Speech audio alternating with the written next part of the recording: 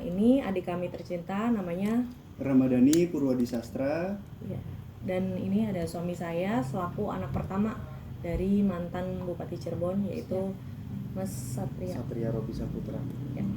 Apa yang membuat akhirnya Mbak angkat bicara hari ini? Mungkin bisa dijelaskan. Sebenarnya gini ya, saya mewakili keluarga. Kenapa terus memberikan klarifikasi, meluruskan berita, karena sudah terlalu jauh ya beritanya, terlalu simpang siur dan menyebabkan banyak terganggu dalam kehidupan sehari-hari gitu. Apa yang membuat terganggu? Apa yang maksudnya?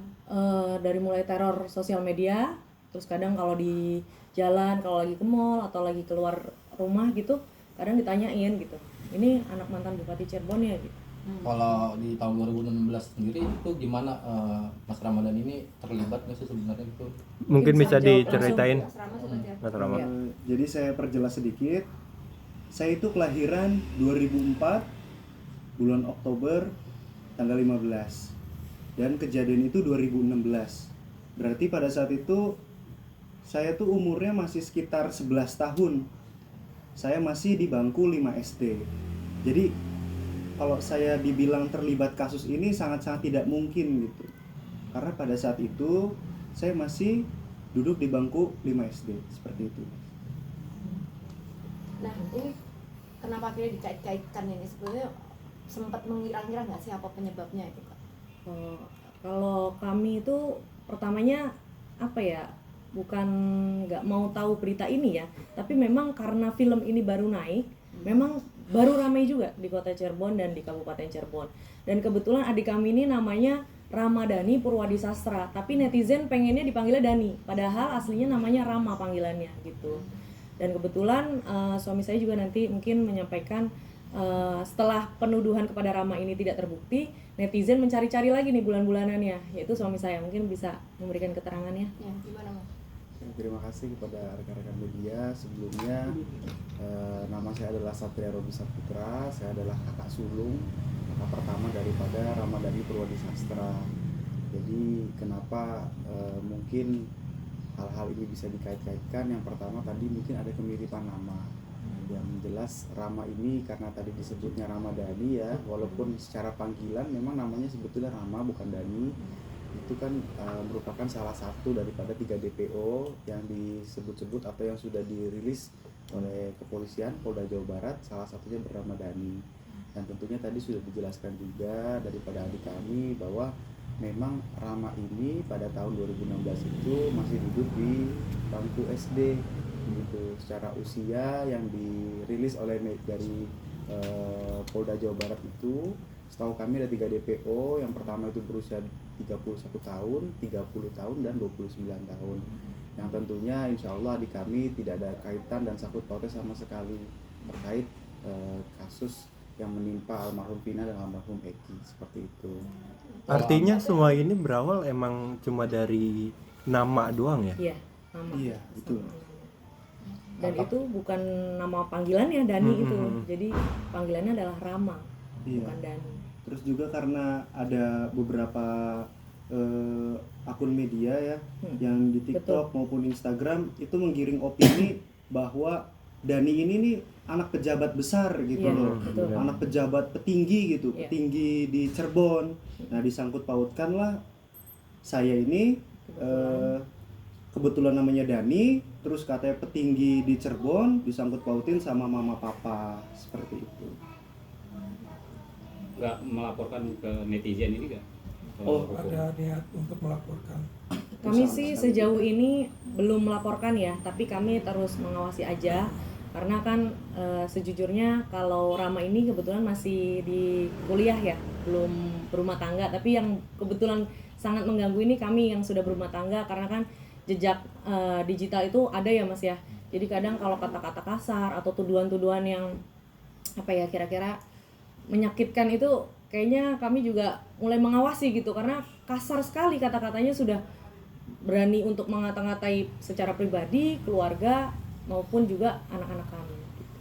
Kalau dari Mas Satria sendiri tahun 2016 itu ikut dalam geng motor sih Pak, karena kan tuduhannya ke adiknya nggak dapat nih ke abang itu gimana Pak? Yang pertama yang harus saya klarifikasi di sini kepada rekan-rekan media adalah dari nama ya, karena ini awal mulanya itu kan cocok logi netizen soal nama. Jadi disangkut pautkan dari 3 DP ini, yang satu bernama Peggy, satunya Dani, dan satunya lagi saya lupa namanya siapa ya. Yang jelas itu kan dicocok logikan pertama dari nama. Yang jelas nama saya adalah Satria Robi Saputra, jadi tidak ada kaitannya dengan DPO yang dirilis oleh Polda Jabar, baik Peggy, Dani, dan satunya lagi itu. Terus yang kedua adalah pada saat 2016 posisinya saya pada saat itu masih kuliah di Jakarta, karena saya lahir tahun 97. Pada saat itu mungkin saya umur 19 tahun begitu, dan itu saya masih kuliah di Jakarta di Universitas Al-Azhar Indonesia. Nah itu netizen juga bertanya-tanya kenapa kok pada 2016 itu bahkan ada yang mengkait-kaitkan pernah cuti kuliah gitu. Nah, jadi ada yang jangan-jangan pada saat cuti kuliah ini kabur dan sebagainya gitu ya. Nah, itu juga saya perjelas lagi, karena pada saat 2016 itu saya dengan istri itu menikah di bulan November tanggal 20 2016. Jadi memang saya mengambil cuti kuliah pada saat itu, bukan dikait-kaitkan dengan adanya pelarian daripada DPO pada saat kasus almarhum Vina dan almarhum Eki, seperti itu. Tapi tahu Tapi sih Mas, dengan maksudnya ada ada kasus ini. fenomena geng motor sendiri tuh kayak gimana sih kasus? Kebetulan teman-teman media, saya ini sekarang selaku kepala desa di Kabupaten Cirebon, dan saya sangat concern sekali dan terkait masalah isu geng motor. Jadi bukan hanya tahun 2016 saja, akan tetapi sampai dengan saat ini pun peristiwa geng motor itu masih terjadi di Cirebon, dan itu sangat mengerikan. Setiap malam itu, terutama malam minggu ya, kami itu memberdayakan perangkat desa, Linmas, Babin Kaptipmas, dan Babinsa itu tuh berjaga-jaga, karena di wilayah desa kami kebetulan itu wilayah yang cukup rawan. Itu dekat dengan, memang rada jauh dengan kasus kejadian Vina, akan tapi karena wilayahnya itu di wilayah pusat pusat perbelanjaan, pusat ekonomi ya di Cirebon itu sangat rentan sekali. Setiap malam itu banyak kejadian geng motor, dan rata-rata memang pelakunya adalah anak-anak di bawah umur yang masih SMP, masih SMA, seperti itu. Jadi memang sama sekali nggak mengenal dengan komunitas-komunitas itu dulu ya? Tidak, kalau mengenal, kami sama sekali tidak mengenal komunitas-komunitas geng motor pada saat itu. Kalau Bapak sendiri pernah cerita nggak terkait dengan kasus ini? Orang tua tidak pernah ya. Justru kami pada saat 2016 itu mengetahui kasus Vina itu karena sempat ramai di media yang katanya arwahnya bisa merasuki tubuh seseorang dan menceritakan secara kronologi kematiannya seperti itu. Nah, karena kasus itu pada saat itu kami anggap sudah selesai ya, sudah case close, dan pada saat itu tidak terdengar, kami secara pribadi dan keluarga tidak mendengar bahwa ada kaitannya dengan 3 DPO yang hilang. Jadi pada saat kasus itu sudah divonis dan kami dengar itu seumur hidup ya pelakunya, jadi menurut kami sudah selesai, sudah setimpal dengan apa yang dia lakukan terhadap almarhum Vina dan Eki, seperti itu. Artinya pas kasus dulu emang nggak ada kebawa-kebawa ya dari keluarga, cuma karena filmnya ini naik banyak netizen yang Betul. Iya. Dan pada saat itu kami rasa ya, kalau sosial media kan belum seramai sekarang ya Mas ya, tahun 2016 itu. Apalagi kita juga nggak terlalu dengar sih, maksudnya ya sebatas sepintas hanya kasus pembunuhan saja, tapi tidak sampai seperti saat ini ya, semua yang namanya sama, semua yang ciri-cirinya sama, sampai mungkin nanti teman-teman media bisa lihat telinga suami saya, katanya itu bekas tindik atau apapun, tidak ada. Jadi netizen ini berusaha bagaimana caranya pelaku ini adalah berasal dari keluarga kami. Entah itu tindiknya ada bekas tindik, atau namanya sama, atau katanya juga ganti KTP.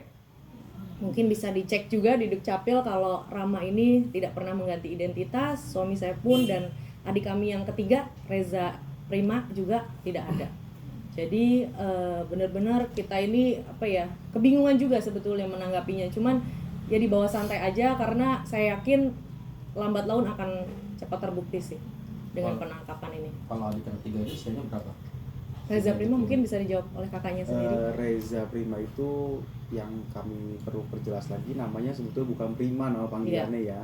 Bukan Prima. Namanya Reza Prima Hanjaya, tapi dipanggilnya adalah Reza atau Resya seperti itu ya.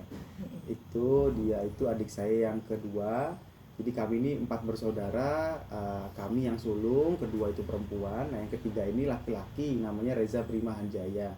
Itu kelahiran tahun 2000. Jadi kira-kira usianya tahun ini menginjak 24 tahun seperti itu. Mas, apa ini kan isunya terus rame ya, mengenai anak bupati ini. Ada langkah hukum nggak dari pihak keluarga nih, supaya kan kalau tidak ada langkah yang tegas kan terus-terusan nih diserang keluarga dari mantan bupati yang sebelumnya sempat diucapkan sama Hotman Paris kalau nggak salah. Iya. Ada langkah hukum nggak? Sebetulnya kami secara keluarga belum mengarah kepada langkah hukum. Kalau kami keluarga ini dalam arti dari orang tua, dari ibu ya. Akan tetapi saya selaku pribadi tentunya mempertimbangkan, karena saya mempunyai seorang anak ya, dan kalau kita menelusuri ke belakang, almarhum Vina ini adalah salah satu korban bullying yang memang korban bullying dan dia melawan, akhirnya sampai menimbulkan korban jiwa. Dan tentunya kami tidak ingin kejadian ini terjadi kepada anak kami dan tentunya anak-anak yang lain, karena kami khawatir di saat isu ini makin liar dan berkembang, maka anak-anak ya terutama yang mungkin sudah bisa main TikTok atau melihat YouTube, itu suatu saat nanti kan jadi korban bullying juga. Jadi kita ingin men-stop mata rantai korban-korban bullying ini, karena dampak sosialnya sangat luar biasa dan sudah terjadi pada kasus almarhum Vina itu di saat dia melawan dan akhirnya terjadilah korban jiwa, bahkan sampai kehilangan nyawa seperti itu. Bang, ini kan Bapak mantan bupati, ada unsur politik nggak sih untuk menyerang keluarga Bapak? Karena kan kasus lama. Iya. Ya tentunya spekulasi seperti itu tentunya ada ya, kan, tapi kita sama-sama melihat dan menimbang bahwa apabila memang kasus ini nanti segera ditemukan DPO-nya, kami berharap insya Allah bisa cepat mereda, dan kebenaran itu kan pasti akan mencari jalannya sendiri. Semoga DPO itu cepat ditemukan dan cepat terkuak juga fakta-faktanya, dan kami dengan keluarga berharap agar dapat menangkis berita-berita hoax yang selama ini berkembang seperti itu. Bang, sebelumnya abang udah pernah dipanggil Polda juga belum untuk klarifikasi? Polda atau kepolisian gitu? Sama dulu boleh. Kalau untuk saya nggak ada sama sekali. Nggak ada. Kalau abang? Belum. Berarti ada. bertiga belum ada. Iya, belum ada. Dari keluarga belum ada ya berarti? Tidak ada. Bakal datang ke Polda untuk memberikan keterangan ini bahwa Rama ini nggak terlibat gitu. kaitannya. Karena memang kami tidak diundang ya. Kami dalam posisi yang siap-siap saja apabila mungkin disangkakan netizen itu kalau nggak salah kenapa takut begitu kan. Tadi semalam juga saya udah ngeliat salah satu klarifikasi yang digadang-gadang sebagai Peggy, yang katanya ternyata orang Cianjur ya. Jadi kami akan membuka pintu seluas-luasnya untuk klarifikasi, dan bahkan apabila memang diperlukan dari pihak kepolisian, kami siap, karena memang pada tahun itu kami tidak ada di sana dan tidak ada sangkut pautnya sama sekali dengan kasus ini, seperti itu. Kata-kata netizen yang bikin sakit hati keluarga itu seperti apa sih, mungkin bisa Mungkin dari Rama dulu yang disudutkan banget nih. Sebenarnya kalau untuk saya sendiri nggak apa-apa lah nyerang saya, tapi jangan keluarga saya. Saya tuh sedikit lemah kalau keluarga saya yang diserang. Kalau saya sih kuat-kuat aja gitu, tapi saya kan udah punya keponakan ya sekarang ya. Saya takut gitu kalau keponakan saya merasakan apa yang saya rasakan gitu. Begitu juga untuk orang-orang yang lain gitu. Jadi udahlah, stop di saya aja gitu loh.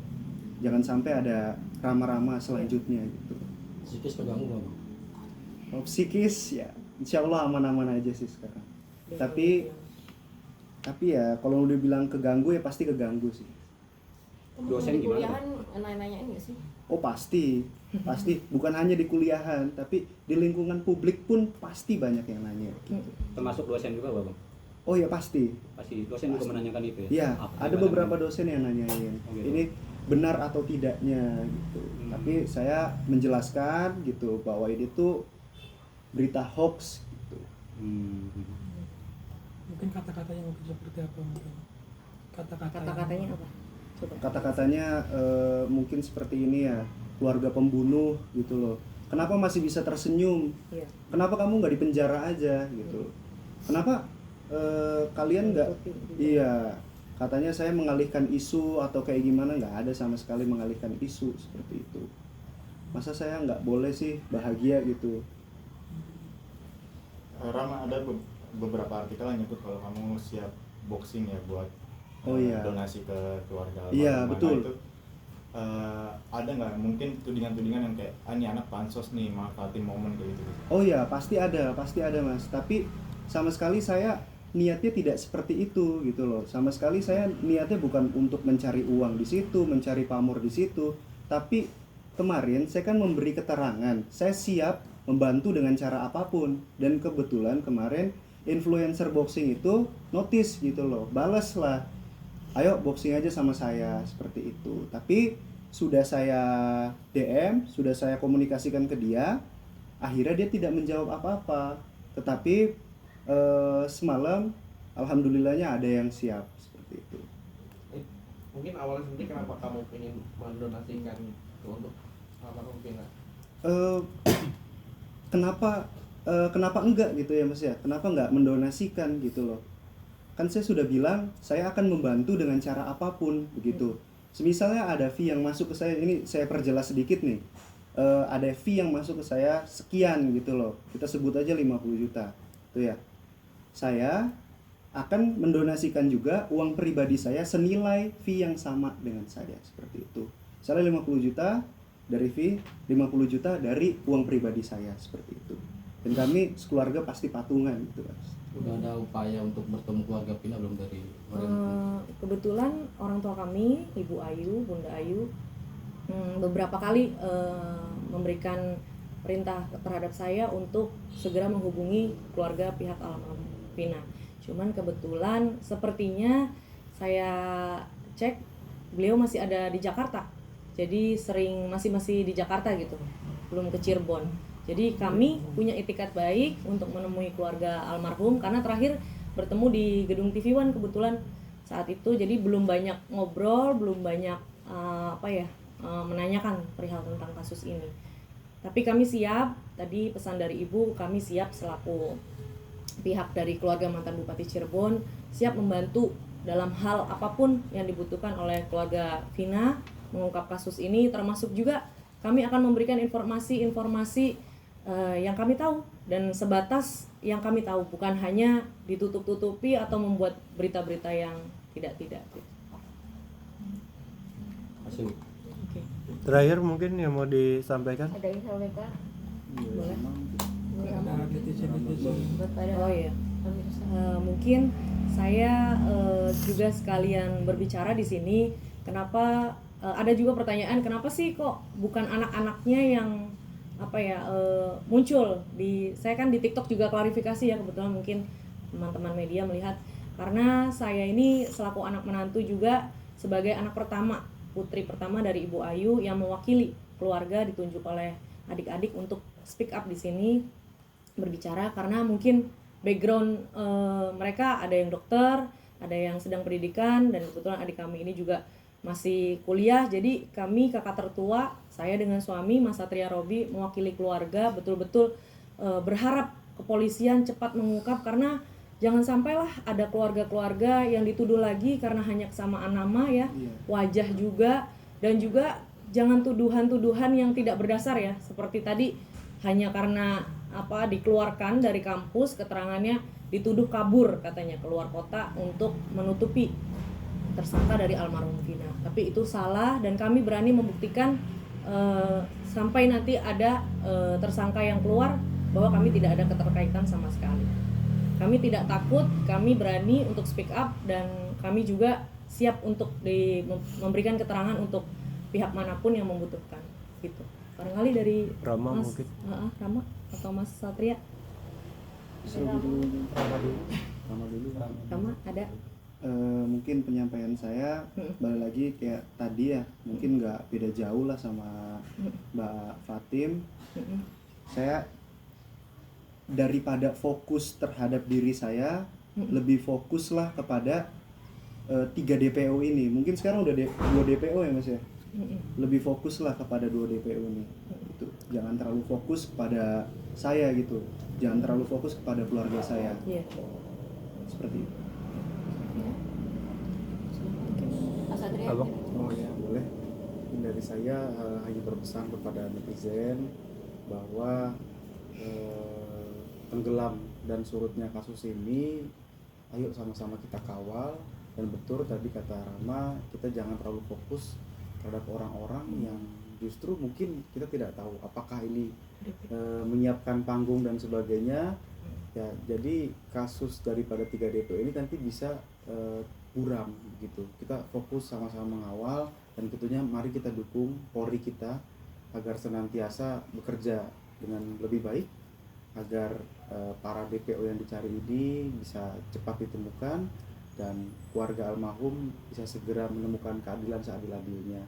Dan terakhir ini pesan kembali juga kepada netizen bahwa Vina, saya ulangi lagi, adalah salah satu korban bullying yang melawan. Kita tidak mau memberikan efek domino korban-korban bullying selanjutnya agar tidak terjadi kasus almarhum Vina dan Eki nanti di kemudian hari seperti itu. Ya. Ada yang mau ditanya? Satu lagi, ini kan hari ini katanya kata pengacara Vina kan salah satu DPO dirilis oleh Polda Jabar, yaitu Peggy. Mungkin pendapatnya seperti apa nih dari keluarga? Dan banyak bilang juga Takut ini korban salah tangkap. iya lagi. Iya.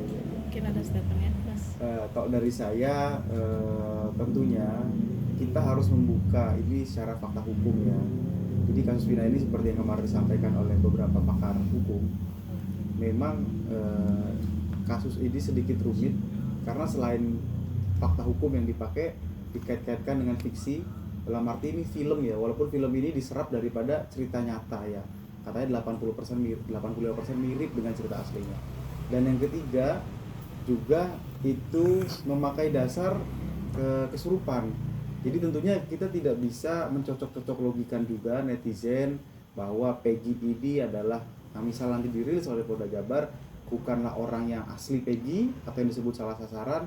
Tentunya mari kita sama-sama kawal fakta-fakta hukum apa yang berlaku, dan semoga saja bahwa memang itu tidak salah sasaran kembali, karena beberapa korban yang disebutkan namanya berdasarkan cocok logi itu sudah banyak yang klarifikasi, termasuk Peggy yang akhir-akhir ini itu dikatakan mirip fotonya dengan almarhum Vina, pakai tindik anting juga gitu ya, itu sudah klarifikasi begitu loh.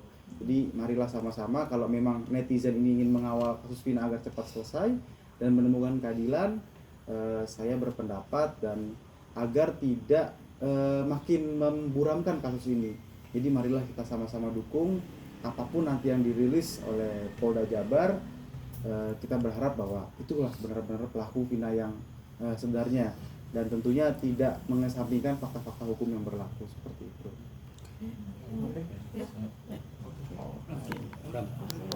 Kuliahnya di swasta kan? Swasta. Oh swasta. Iya. Di Cirebon ya? Iya, Cirebon.